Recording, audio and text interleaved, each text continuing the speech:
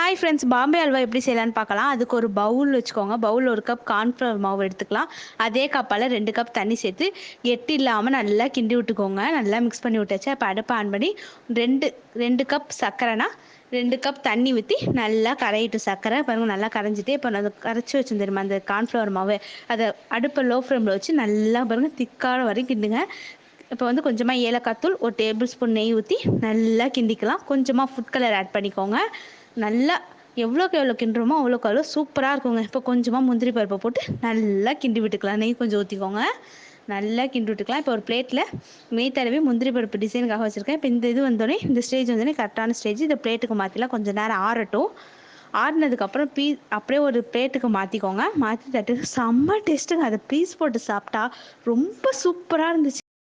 குட்டீஸ்லாம் ரொம்ப விரும்பி சாப்பிடுவாங்க. சீனி வச்சு இவ்வளோ டேஸ்ட்டாக அல்வாவா? இந்த வீடியோ பிடிச்சிருந்தா லைக் பண்ணுங்கள், சப்ஸ்கிரைப் பண்ணுங்கள். பாய்.